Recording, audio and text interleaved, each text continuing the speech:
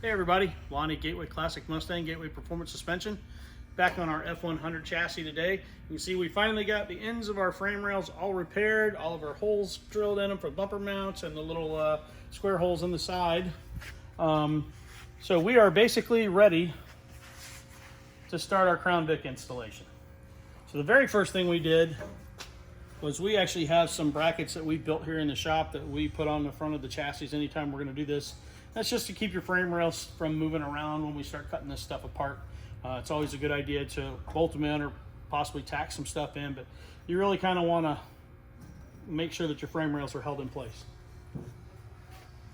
The very first thing we're going to do is we're going to find center line of our front axle, which we do by using these holes in the front of the shock towers.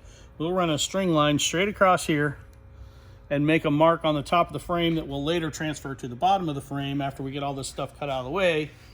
And then we will know where our center line is on the bottom of the frame rail so that we can drill our pilot hole for the centering pin of the front cross member, the Crown Vic front cross member. So like I said, that's going to be the very first thing we need to do. Once we get that done, then we're going to, if you'll look inside of the shock tower bracket over there, you can see that there are a few rivets over there. We're going to grind the heads off of those. And sometimes you need to drill them past just grinding them. And you'll look under here, there's either rivets or bolts holding this axle swing arm. This is where your axle mounted to, the independent front suspension from the F100. That's where it mounted to. So we'll unbolt that, knock the rivets out of it. Once we have this section moved out of the way, then there's also, I think, some rivets up in the front here or on the back side for that one. Just have to look for all the rivets and all the bolts that hold these pieces in. Get as much of it stripped out of the way as you can.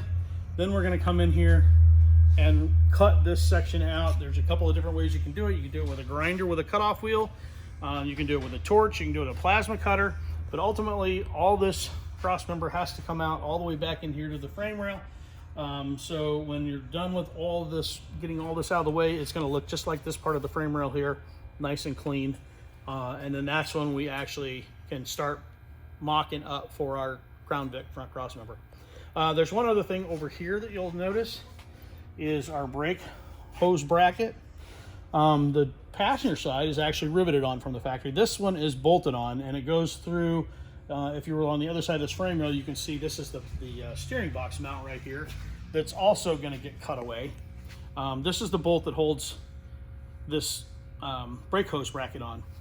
What I like to do is I'll unbolt that. Once we get all this stuff cut out of the way, I will actually weld a nut on the inside of the frame rail there that I can bolt this brake hose bracket back on. We find that it works out perfectly to put our brake hoses right back to that same bracket, and then make our brake lines and move them up to the master cylinder and all that stuff. So like I said, so the first thing we're going to do, we're going to clean up a little bit of this. We're going to get our center line figured out and marked, and then we can start taking this thing apart. All right, so now we'll show you how we're going to mark this center line, how we're going to find this center line. Basically, the center of this hole is the center line, because that's where your coil spring was sitting, which sits right on top of the factory axle. So basically, I'm measuring this opening, which is 1/8 inch and 7/8. So 1/2 inch and 7/8 is 15/16. And you can see we've marked both sides of the hole, and we've done that on both shock towers. And you can use a straight line, anything that will work for a straight line for you. I like using a string, so I'm going to get Zach to hold that side over there. We're basically going to place this string right on top of our marks. And then I'm going to take a square.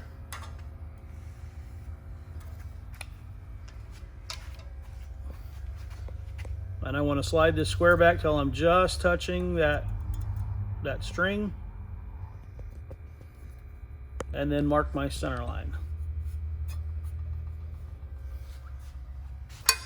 Now when I get this off, I'll actually put my square on here and make a really good mark. And then I'm actually going to go back again, once this shock tower's off, I'll go back with a grinder and actually just kind of cut a line in there so that while I'm cutting this stuff out with a torch that I don't burn off my Sharpie mark. So give that to you, Zach. Get my string back in line over here.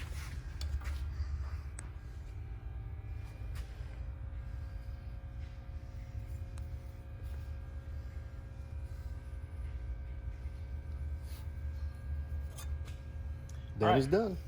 So that is our factory center line. That's where we like the center line to be. To me, it looks perfect in the wheel opening. I know some guys are moving them an inch forward. You can do that. Basically, you would still want to mark your factory center line and then move from there where you want to move. We recommend you go with the factory center line of the axle. It fits in the wheel opening perfect. So the next thing we're going to do is get our shock tower off on both. Well, actually, we're going to get the axle mount off, and then we'll get the shock tower mounts off. And we're going to do that by, there's some nuts and bolts, and there's also some rivets. So we're going to unbolt stuff, grind stuff, get these pieces knocked off. Then we'll come back with a torch, or like I said, you can do this several different ways: torch, plasma cutter, cut off wheel, you know, whatever you have handy. Whatever you feel comfortable using, you can use that to cut this section out. See you soon. All right, guys, so you can see that we have the shock towers removed, and part of the mount for the axle on each side has been taken off. We haven't cut the center section out yet. We wanted to get this line, our center line, transferred all the way around and actually kind of like etch a mark in here so that we don't lose it when we're cutting this stuff out. I kind of like to double check. I'm going centering off of this rivet here. I'm right about 19 3/8, and it looks like we're pretty even on both sides. If you're off just a little bit, you may have to move one side forward a little bit, one side back a little bit, just to make them the same. Which it looks like we need to back this side down just a little bit, so they're just a little bit off side to side. You know, but close enough. It's, you know, somewhere around 19 3/8 of an inch, which actually should line you up pretty well centered on this hole right here.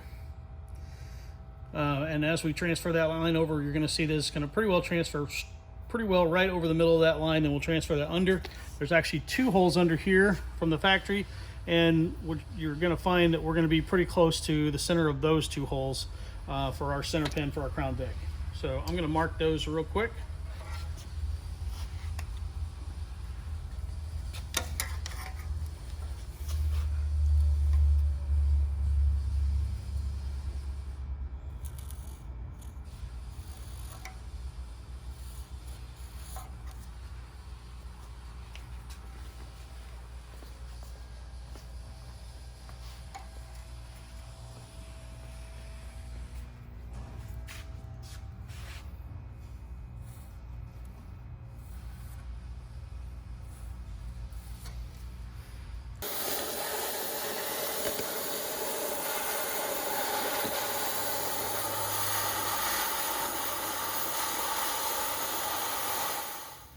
So we've got our F100 frame sitting up here. You can see that we've got the original cross member all cut out.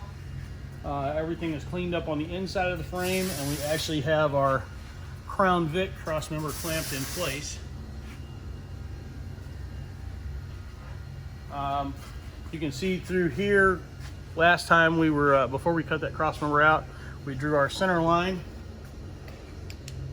and you can see that we've actually transferred it all the way on the bottom. You can see it up through that alignment pin hole, which we basically knocked the alignment pins out so that we can see that hole, and then we can actually mark our holes here and get all those things drilled out. Once we have our kits 100% ready to go, we're going to actually have a template that you'll put on here to avoid having to do this. But if you're doing one that's maybe not our kit, or you're just you know, putting something together yourself, this is what we found is the easiest thing to do. You get that center line, knock the center pins out, get lined up here, and then actually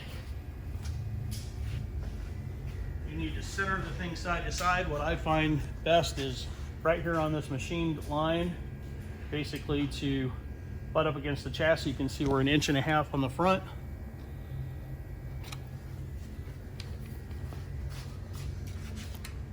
Both sides are the same. And then I actually step to the back side as well. And we're about 1.15 inches on the rears on both sides.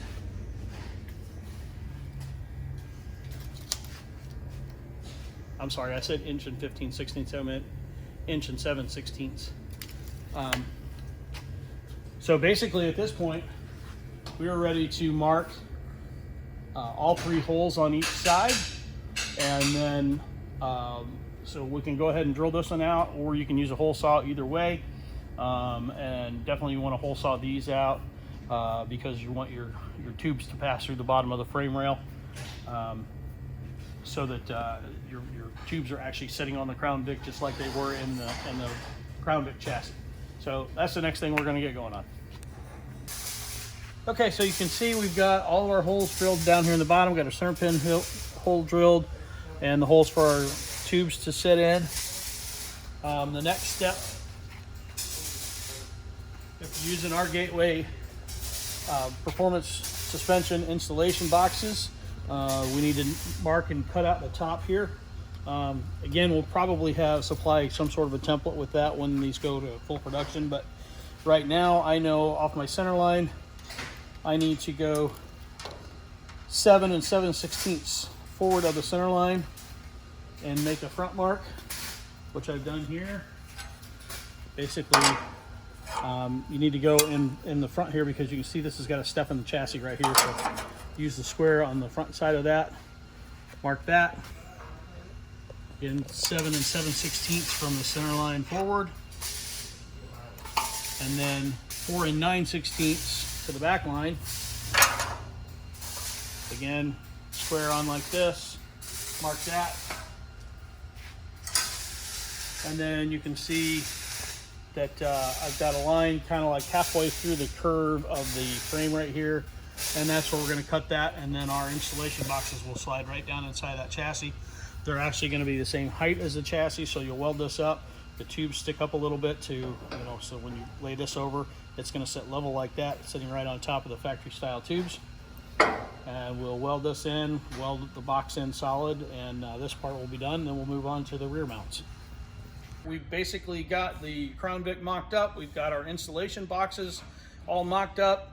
Our used bolts in here to hold everything together, and we were about ready to start welding that stuff in. Once we get these boxes welded in, then we know we're going to set this up with a Coyote and a 6-speed. So we're going to need to remove that cross member there, and then that will allow us to get our boxing plates installed, welded in, and then once we get that done, then we'll come back, put some control arms on, make sure that we've got our lower control arm mounts in place and get those welded on. So we'll be showing you all that as we go along, but you can kind of see here where we've got everything mocked up, everything's tightened in place, and we're ready to start welding these boxes in. So just a refresher, if you haven't seen some of the earlier videos, this is what our installation box looks like. Looks similar to some of the other ones out on the market. The biggest difference is we are actually supplying you with the tubes from Ford Motor Company that are threaded on the top. So we actually buy these tubes from Ford and install them into the boxes. You're also going to get brand new nuts and bolts from Ford. This is a critical item actually that a lot of people, I don't even know if they know this, but these bolts are torque to yield. That means they're one-time use, guys. So you put it in there, you torque them, and then you actually will stretch them, which is what a torque to yield means. So you do a torque, then they'll tell you an angle of stretch that you put on it. That makes them one-time use only. It's very important to put new bolts in, no matter whose kit you're using. But having the threads at the top of the tube lock this lower section in so that it cannot slide around.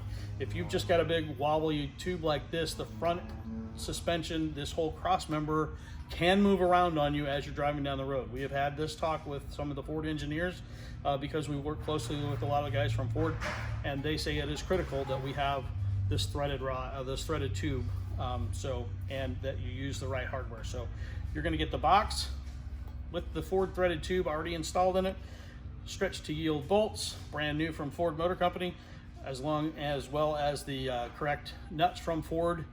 And then that way it's being installed just like they did from the factory.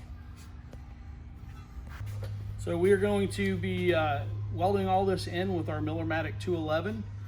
Great hobby or full-time shop machine. It's got some pretty cool presets on it.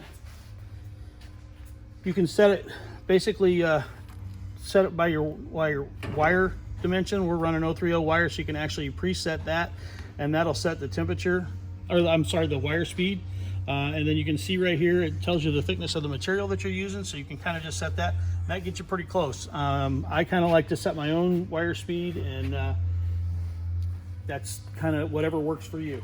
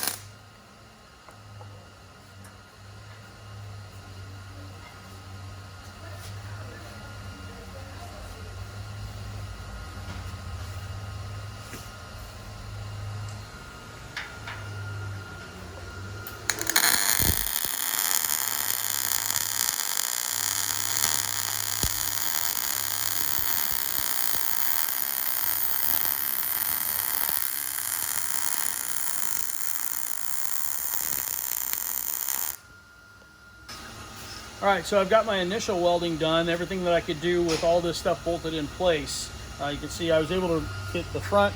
I've gotten under here, down here, across here, same thing on the back, up that joint on the top.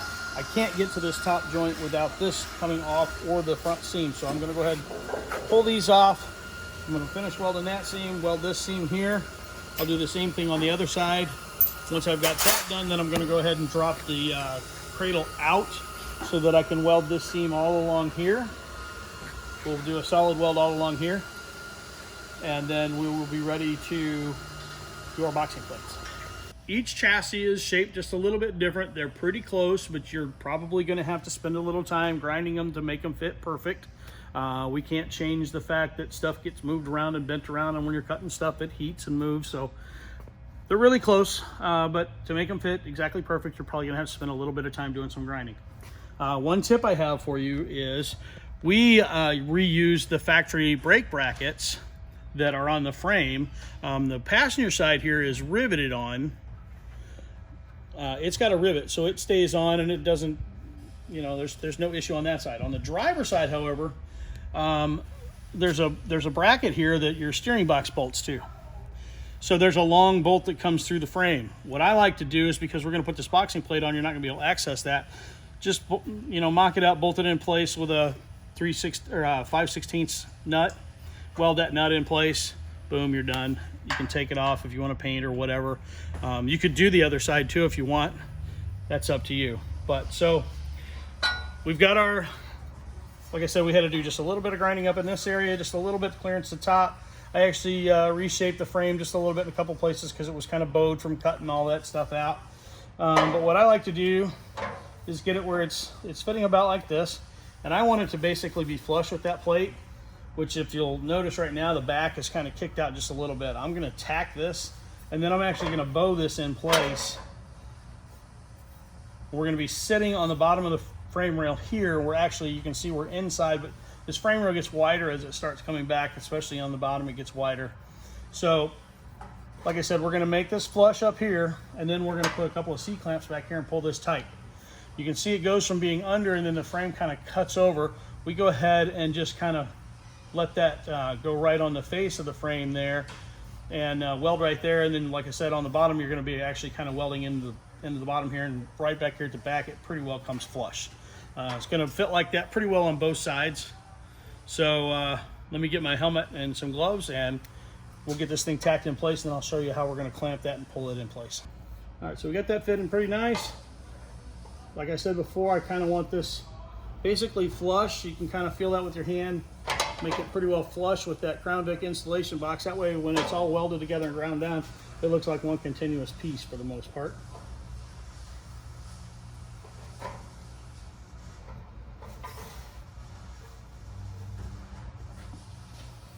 And then I'm just going to put a couple of tacks on that.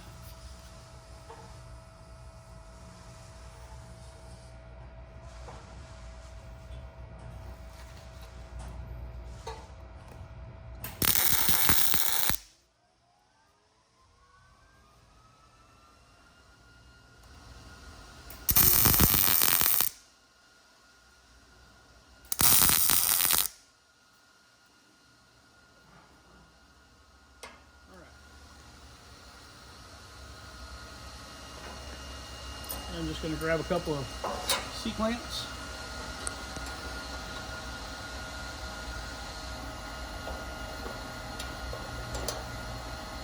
Put that in.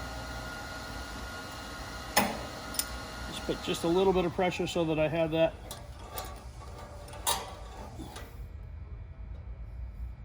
just kind of flush at the very corner here with the end of the frame rail. Then I'm going to go ahead and just tack that one.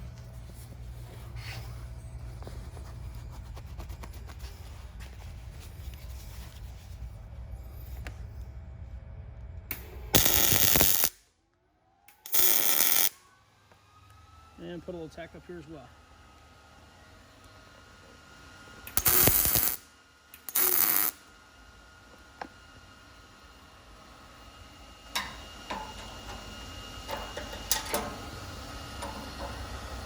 And then if you need to move this clamp around anywhere where we're kind of touching the frame here, I'll probably go ahead and put clamp there and pull that in nice and snug.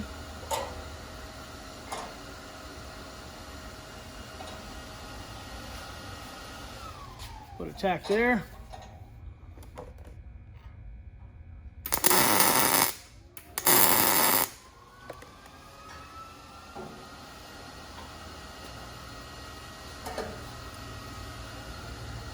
And then that's it. I'll put another couple of tacks just to keep from pulling it as we're welding. And then I'll go ahead and weld that in. Repeat on the other side, and once we get that done, we're ready to put our lower control arms and set our rear brackets for our rear lower control arms. See you in a minute.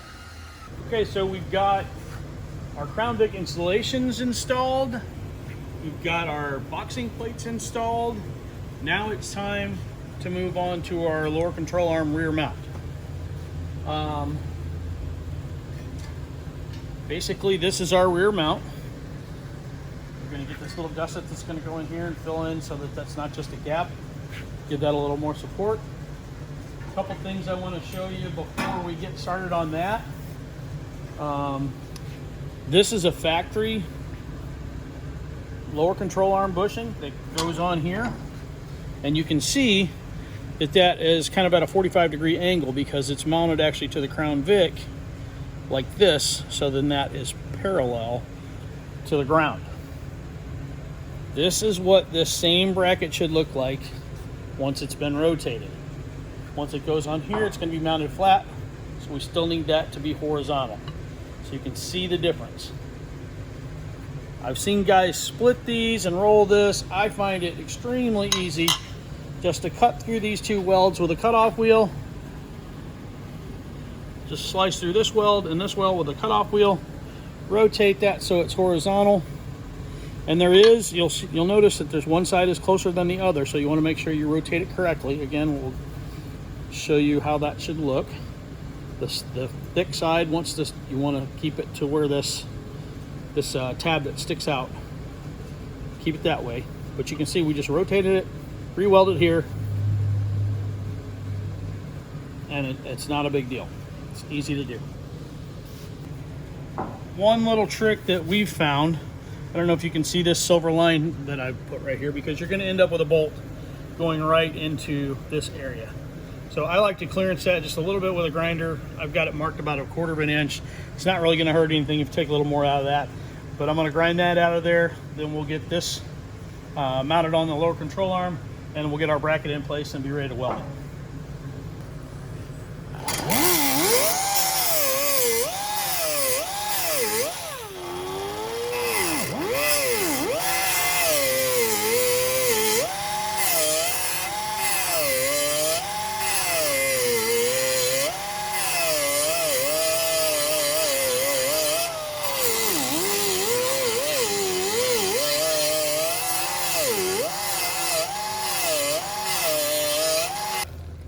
Take your time with it, make it nice and neat. Most people would never even know you did that.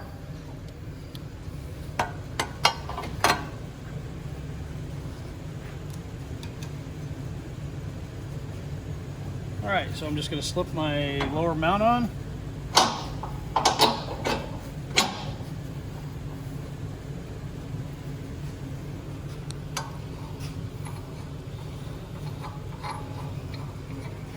Basically, you can tell that we've got a stripped down unit. A lot of guys will just put the whole thing in before they ever tear it apart. We've done this enough that we just like to have the stripped down unit that we use to mock all of ours up with.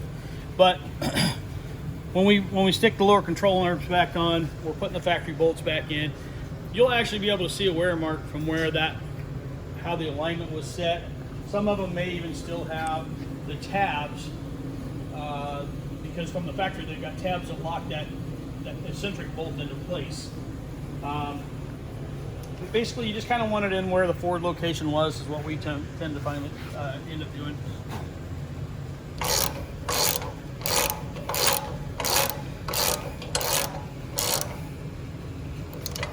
Just enough I can still move it around a little bit, but I know my position is correct.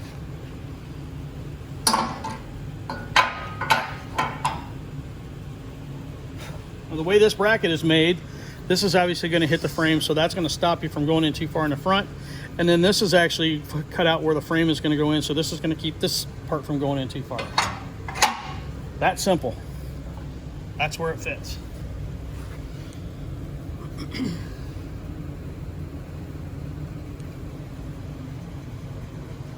We're also not, by doing that, we're really not putting any downward pressure on this to roll this control arm. Now I'm just going to throw a couple of bolts in here just to mock this thing up. Hold the bracket in place.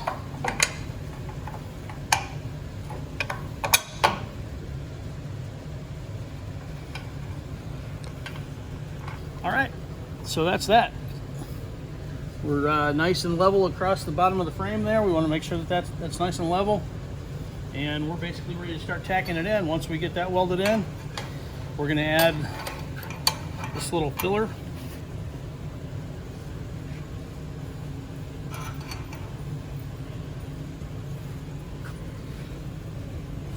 Weld that in. I'll probably do just a little bit of grinding there so that fits a little better.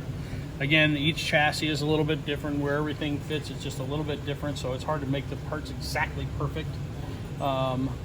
But like, you know, 3 seconds with a grinder, you'll have that knocked down. It'll fit right in there. Get it welded up. Gives you a lot more support. Just kind of looks better too, I think. All right, I'll get my gear and we'll get that tacked in place. So the main thing is I want to make sure that I'm level with the frame under here with this, which I'm looking pretty good there. Put a couple of tacks in.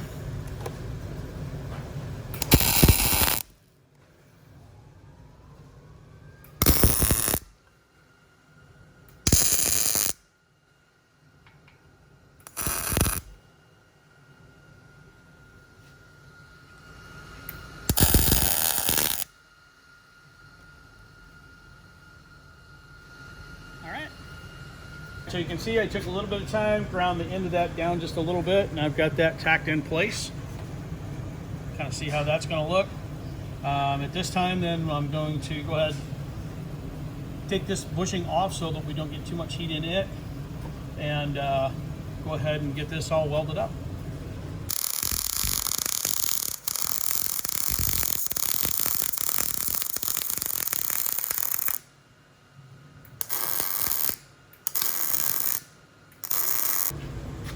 All right, so we've got that all welded in. That's pretty much how it should look when you're done. Something similar to that. The one thing I will advise you is be careful back here, because this hole's so close. You want to make sure your weld's nice and flat in there. If not, you'll have to get in there with something to grind it just so you can still get your nut in. But you can see we welded all around this side here, across here. If you would look underneath,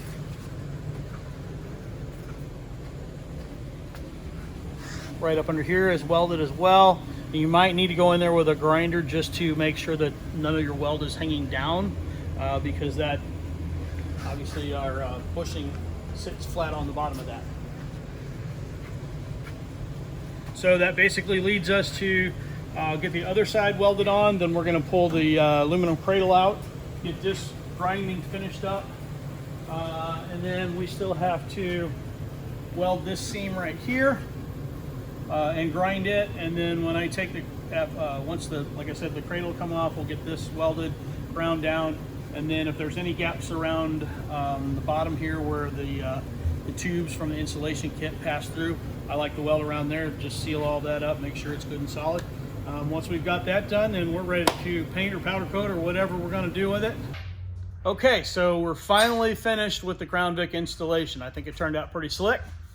Everything's ground down now. You can kind of see under here, like I said, you're going to have a little bit of a ring around the Crown Vic tube, because you cut that with a hole saw, and the hole saw is going to be a little bit bigger probably. So I just went in there, welded that up, and there's actually 3 holes. There's one hole here, one hole here, and one hole here. I went ahead and welded those because I can actually weld to the plate that's on the bottom of this, so it just ties it in that much stronger. Be careful though, if you do weld this, that you don't grind any of the length of the tube off. But you can see that that's all nice and clean. And then we've welded this bottom seam on both sides and ground those down. Now you can kind of get a better look at how this rear lower controller mount is, how it's welded on the bottom there. And then I can let the chassis down here, and you can kind of see what the top of the Crown Vic box looks like after all that's ground down.